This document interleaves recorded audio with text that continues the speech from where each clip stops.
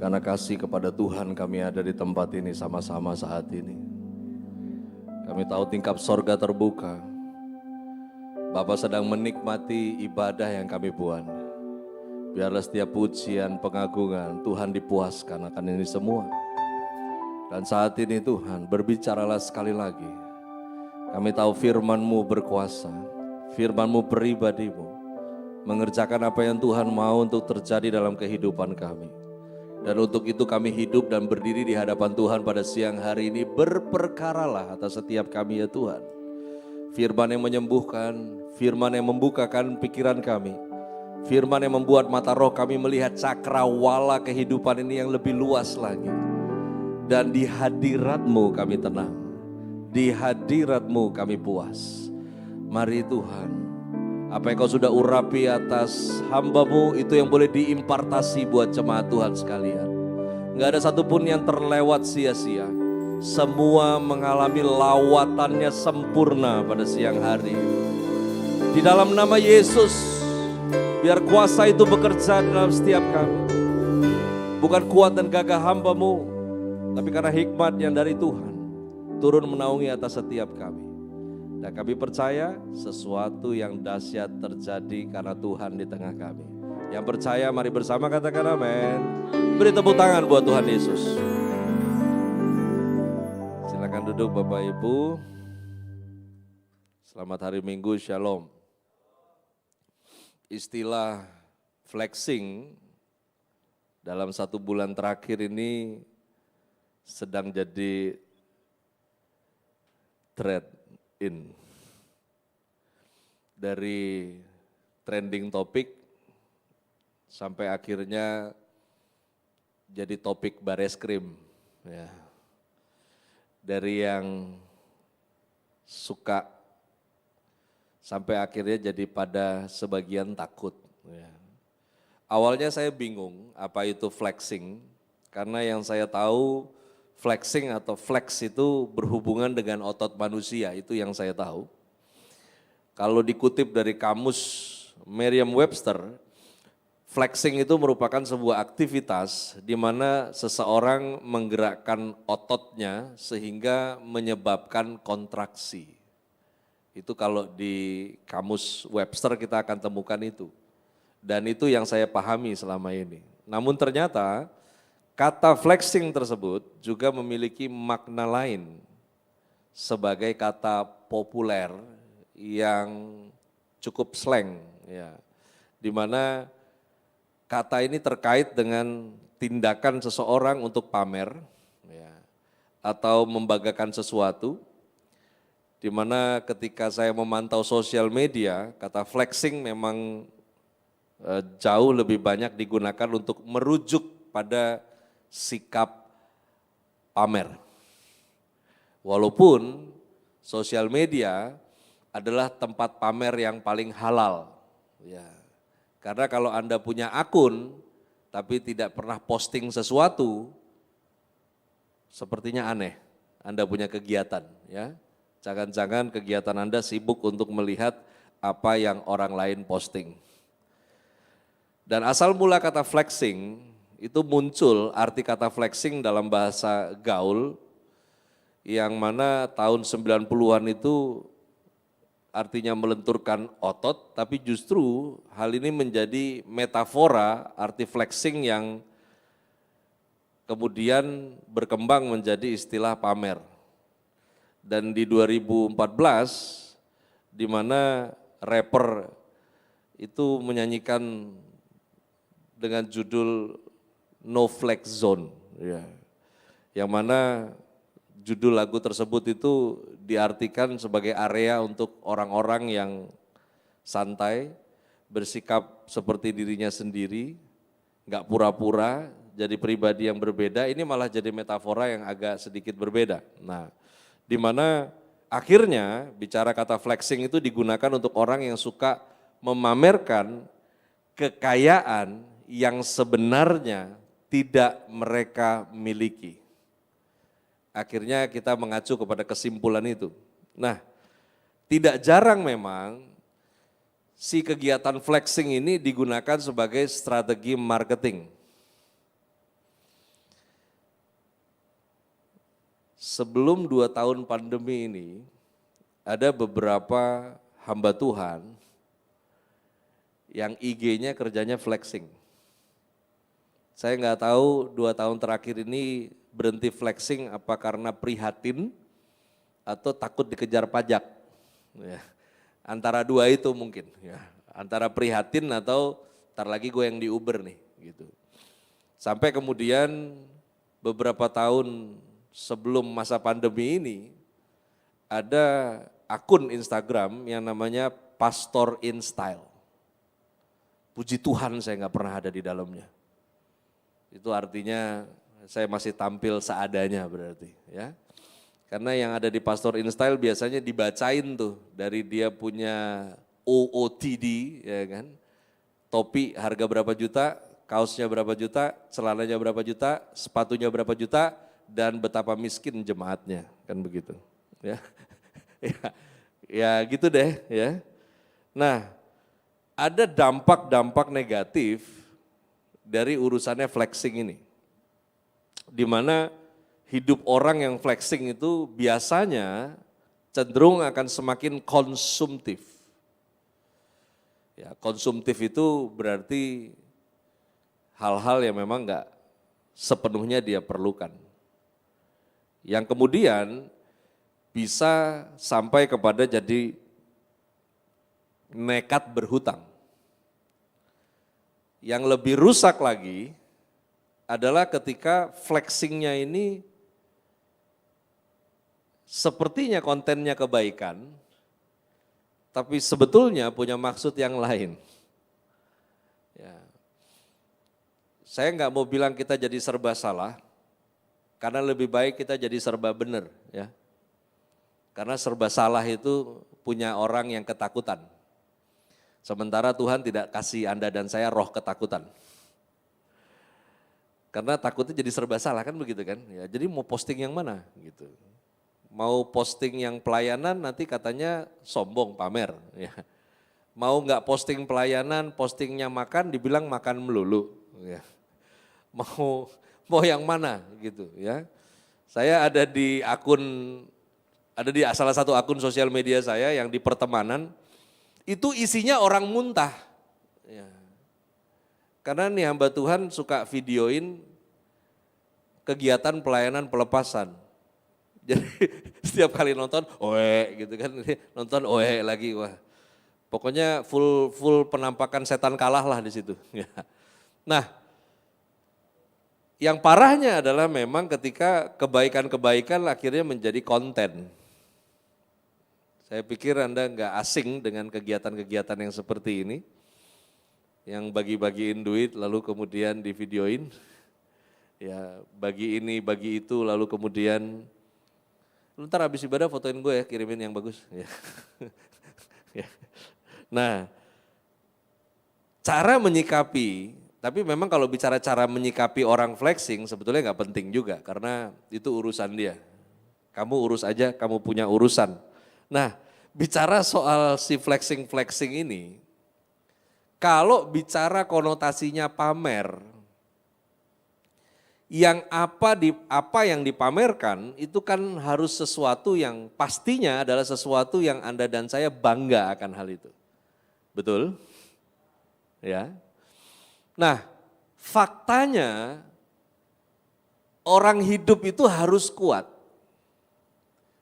Dan salah satu sumber kekuatan seseorang adalah apa yang dia banggakan. Begitu ya. Ya. Nah, apa yang dia banggakan itu bisa ngebangun kekuatan, bisa membangun keberanian. Contohnya orang-orang yang suka menempelkan stiker tentara di mobilnya yang nggak punya hubungan dengan si tentara. Ya. Tapi kayaknya kalau di belakang mobil ada stiker Kopassus, orang jarak jauh udah ngerem begitu. Ya. Nakut-nakutin. Apalagi bela-belain lu bayar 10 juta biar lu punya plat belakang mobil RFS. Saya kasih tahu ya rahasianya. Anda mau pakai RFS, Anda mau pakai RFD, Anda mau pakai RFL, Anda mau pakai RFP. Kalau angka depannya bukan 1, itu semua angka pesanan. Karena yang depannya angka 1, yang mobil dinas. Kalau depannya bukan 1, itu bukan mobil dinas. Kalau 2 huruf di belakang, biasanya kepolisian. Kalau enggak QH, itu QZ. Orang umum sekarang udah tahu. Tapi kalau QH atau QZ, angka depannya bukan 1, itu pesanan. Mobil saya enggak pesanan, mobil saya punya 2 STNK. Saya pakai QH hari ini, depan angkanya 1. Ya, jadi kalau lihat STNK-nya, ya memang itu milik negara. Itu mobil dengan plat bantuan. Tapi sebetulnya itu diberikan kepada saya oleh pengurus gereja kami sebagai bantuan kepada Bapak Gembala karena nomor saya punya pribadi itu genap. Jadi supaya tidak menghalangi perjalanan pelayanan, dibuatkanlah plat yang ganjil. Ya. Dan itu pun kita menggunakannya sangat hati-hati karena di dalamnya terkait dengan institusi. Apa yang Anda bangga, pasti itu yang bikin Anda kuat. Dan hidup ini lagi-lagi butuh kuat. Kalau kamu nggak punya kebanggaan, kamu lihat dah. Orang yang nggak ada kebanggaan dalam hidupnya, jalan juga nunduk melulu. Ya, tunduk terus. Ya. Mau ngomong semangat juga nggak ada, karena emang nggak tahu dia mau banggain apa. Nah, bicara tentang flexing, yes or no, Anda pilih sendiri. Tapi kita lihat firman Tuhan bicara apa. Yang pertama, dari Roma 3 ayatnya yang ke-27, jika demikian, apakah dasarnya untuk bermegah? Tidak ada. Berdasarkan apa? Berdasarkan perbuatan? Tidak. Kenapa tidak? Karena kita sudah tidak lagi di bawah kuasa hukum Taurat, jadi Anda tidak bisa bermegah di bawah hukum. Tidak, melainkan berdasarkan iman. Yang pertama, iman itu harusnya menjadi dasar Anda dan saya bermegah. Kehidupan itu dasarnya orang percaya adalah iman. Di atas iman, Anda dan saya membangun kehidupan. Makanya hidup orang percaya disebut sebagai bangunan Allah. Begitu ya. Nah, bangunan ini jangan sampai menjadi sebuah kebanggaan. Karena harusnya kebanggaan bukan si bangunannya. Tapi sabar, kita belum sampai di sana. Yang pertama dulu bahwa yang seharusnya menjadi pondasi Anda dan saya bermegah adalah percayamu kepada Tuhan. Itu harusnya menjadi dasar Anda dan saya bermegah. Sekali lagi, kita butuh kekuatan. Ini masuk tahun kedua lewat 1 bulan. Ya, kita berharap tahun ini selesai sudah. Walaupun kita tidak akan kembali kepada tatanan yang semula, tapi yang tentunya tatanan yang baru bersama dengan Tuhan pasti lebih baik. Amin ya. Karena polanya pasti berubah, semua hal berubah, bisnisnya pola semua berubah. Ya. Tapi apapun itu, ketika Anda mau membangun kehidupan Anda sebagai bangunan Allah, ingat pondasi yang menjadi dasarnya harusnya adalah percayamu kepada Tuhan akan apa yang Tuhan mau kamu percaya. Karena sesungguhnya iman bukan tentang apa yang kamu mau untuk kamu percaya. Tapi iman sesungguhnya apa yang Tuhan mau untuk kamu percaya. Itu namanya iman, bos. Kalau kamu mempercayai apa yang kamu mau percaya, itu namanya berpikir positif. Tapi mempercayai apa yang Tuhan mau kamu percaya, itu namanya berpikir benar. Dan iman itu berpikir benar. Itu yang pertama. Yang kedua,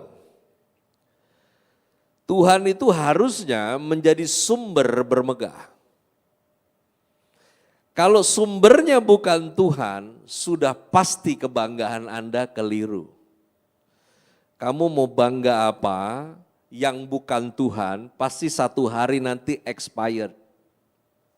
Ya. Karena kekuatan yang sejati itu selalu valid. Tapi kalau dia expired, maka selesailah kekuatanmu. Dan hanya Tuhan yang gak pernah expire. Anda mau bicara bangga apa? Kamu anak muda mau bicara tentang kekuatan, satu hari nanti kekuatanmu akan menurun. Kamu mau bicara tentang ingatan, ingatanmu satu hari nanti juga akan menurun. Bahkan kemampuan pun akan menurun. Mata akan menurun kemampuannya. Kamu yang muda di bawah 30 tahun, kalau sampai kemampuannya menurun, paling-paling kamu punya mata kondisinya minus.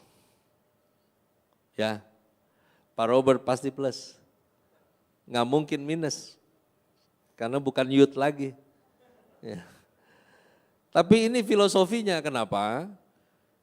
Karena orang muda itu kadang agak bodoh untuk bisa melihat jarak jauh. Makanya dia minus. Halo? Iya. Kan gue pernah muda, lo gak pernah tua kan? Ya.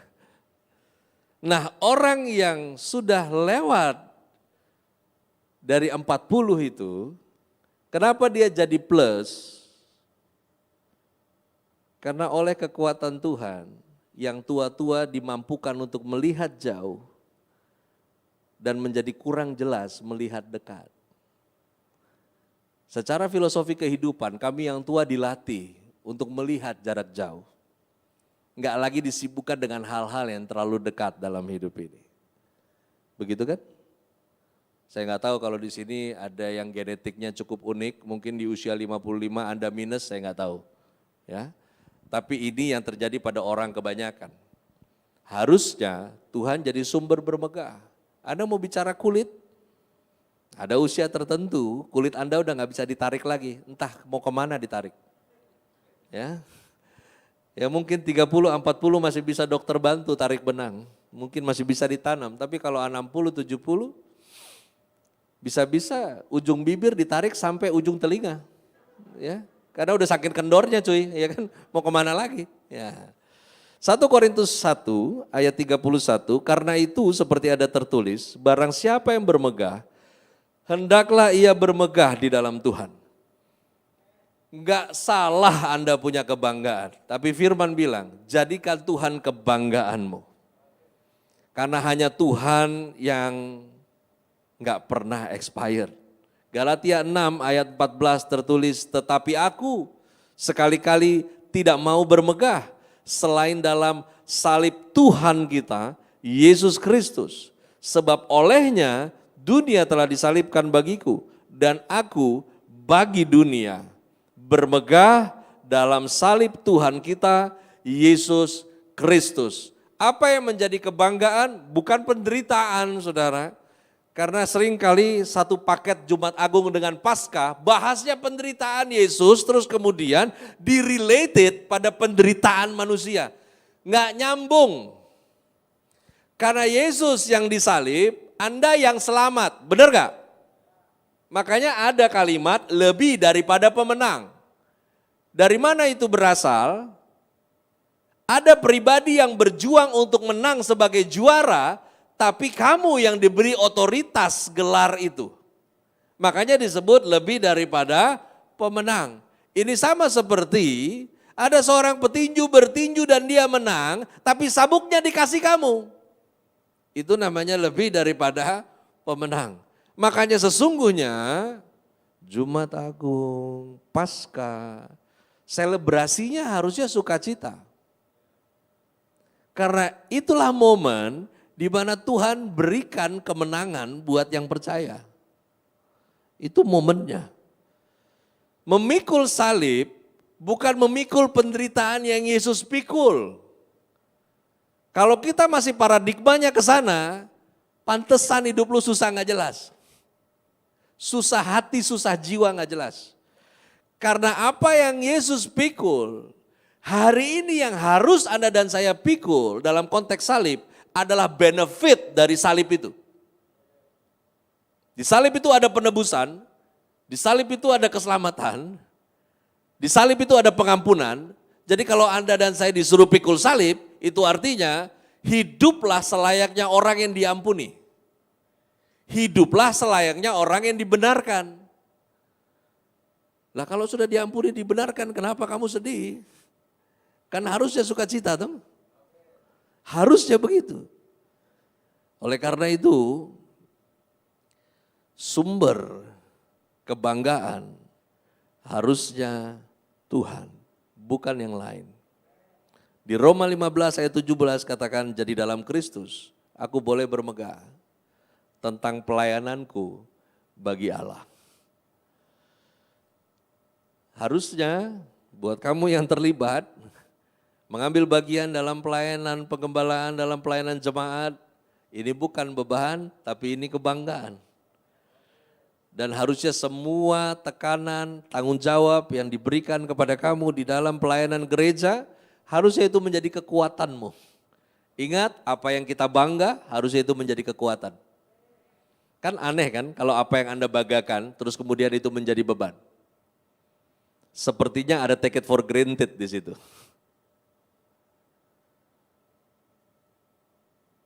Ada yang menikah tahun ini?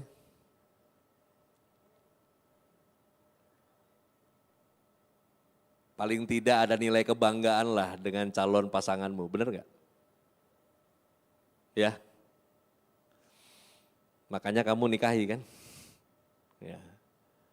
Parahnya, yang model begitu kadang dalam persiapan pernikahan nggak memberi kekuatan. Padahal katanya bangga, tapi bikin beban. Karena setelah dioprek-oprek, over budget. Ya. Bicara kebanggaan, nggak ada janji semuanya akan jadi lebih baik di dunia ini. Karena itu Anda dan saya butuh kekuatan. Dan kekuatan yang nggak pernah habis ketika Tuhan jadi sumber kebanggaan. Yang ketiga yang terakhir, di Matius 5 ayatnya yang ke-16. Masih ada 2 narasi ayat lagi. Demikian hendaknya terangmu bercahaya di depan orang, supaya mereka melihat perbuatanmu yang baik dan memuliakan Bapamu yang di sorga. Versi Kristen, berarti flexing itu adalah panggilan. Benar gak? Anda lihat ayatnya tadi tuh. Kasih ayatnya aja, pala botak gue mah gak penting. Ya, coba kasih ayatnya tadi. Tuh, kamu disuruh pamer loh ini. Benar gak? Kamu disuruh pamer loh. Yesus bilang, demikianlah hendaknya terangmu bercahaya di depan orang supaya mereka melihat perbuatanmu yang baik dan memuliakan Bapamu yang di sorga. Memang Anda dipanggil untuk pamer kok. Pamer tentang karya Tuhan dalam hidup kamu. Dan di situ bertambahlah kekuatanmu. Gini, apa yang kamu perlihatkan kepada dunia lebih penting daripada apa yang dunia lihat dari kamu. Agak dalam sedikit, siang-siang mikir sedikit ya. Ya. Karena Tuhan gak beri kamu tugas untuk sibuk mengumpulkan penilaian dunia tentang apa yang kamu perlihatkan. Tuhan memerintahkan Anda dan saya untuk fokus, perlihatkan kepada dunia bahwa siapa yang kamu sembah membuat kamu bertindak sesuatu.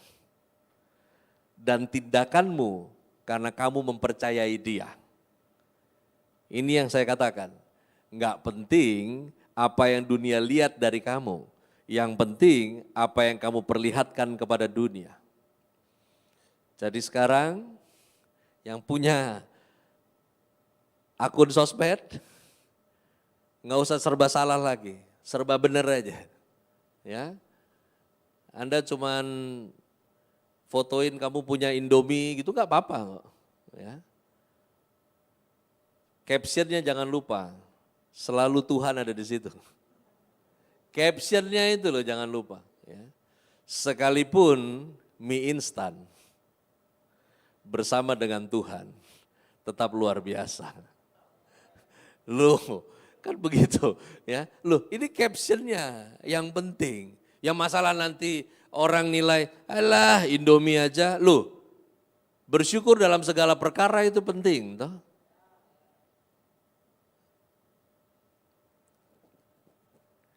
Lu pasti heboh banget deh kalau foto sama artis terus lu posting. Satu kali karena saya sebel dengan itu, satu hari saya ke depan kompleks saya, and then saya foto dengan tukang kue pancong. Dan pertanyaannya jemaat adalah, Beh itu siapa? Itu siapa? Kang Pancong, siapa lagi? Ya, emang siapa? Ya. Di 2 Korintus 12 ayat 6 sampai 9, saya baca ayat yang saya highlight. Tetapi aku menahan diriku supaya jangan ada orang yang menghitungkan kepadaku lebih daripada yang mereka lihat padaku atau yang mereka dengar padaku. Aku diberi suatu duri di dalam dagingku, yaitu seorang utusan iblis untuk menggocok aku supaya aku jangan meninggikan diri. Aku berbegah atas kelemahanku supaya kuasa Kristus turun menaungi aku. Batasan-batasan di dalam kemampuan Anda dan saya harusnya menjadikan Anda dan saya sadar bahwa tidak ada satupun yang sebenarnya kita bisa banggakan dan tampilkan dalam hidup kita selain karyanya di dalam hidup Anda dan saya. Enggak ada. Sampai seorang rasul besar berkata seperti itu. Kalau aku mau bermegah, Paulus bilang aku bukan orang bodoh lagi. Soal naik turun sorga, gue udah ngalamin, itu Paulus bilang. Tapi juga ada duri di dalam dagingku, ada keterbatasan-keterbatasan. Ada situasi-situasi yang akhirnya satu sisi saya bisa nyombongin diri, tapi sisi lain saya nggak bisa. Akhirnya kesimpulannya adalah emang nggak bisa lo nyombongin apa-apa. Karena tidak ada yang daripadamu yang bukan daripada Tuhan, kan begitu. Dan akhirnya di dalam Mazmur 37 ayat 25 sampai 26, saya berdoa, kiranya apa yang Daud katakan ini, apa yang Daud visualkan di Mazmur adalah hasil dari apa yang dia lihat. Dan ini doaku, kita semua jadi orang yang satu hari akan diingat sebagai visual dari karya Tuhan. Dahulu aku muda, sekarang telah menjadi tua, tapi tidak pernah kulihat orang benar ditinggalkan. Atau anak cucunya meminta-minta roti, tiap hari ia menaruh belas kasihan dan memberi pinjaman dan anak cucunya menjadi berkat.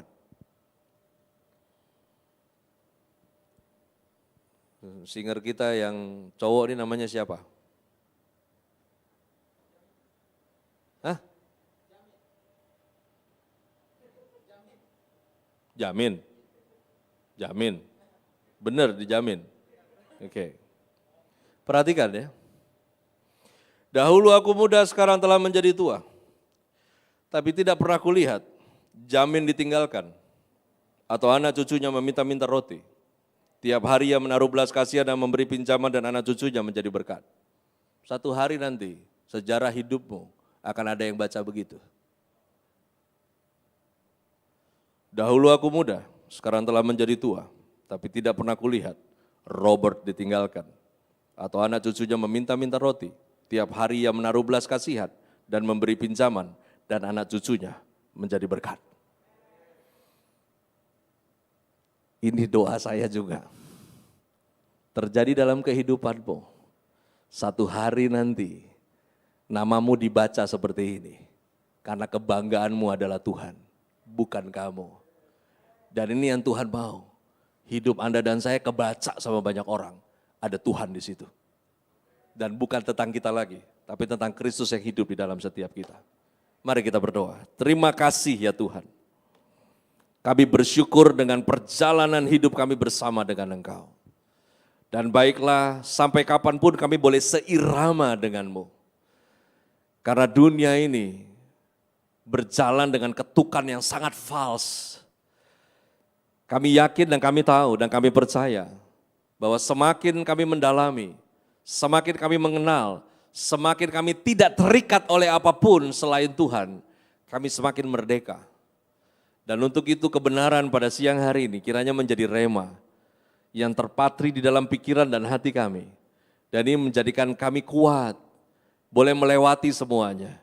Karena badai yang berlalu, badai yang baru datang lagi, semua yang kami lewati, musim yang hujan, musimnya kering, musim di mana nggak ada apa-apa, tapi Tuhan tetap ada bersama dengan kami.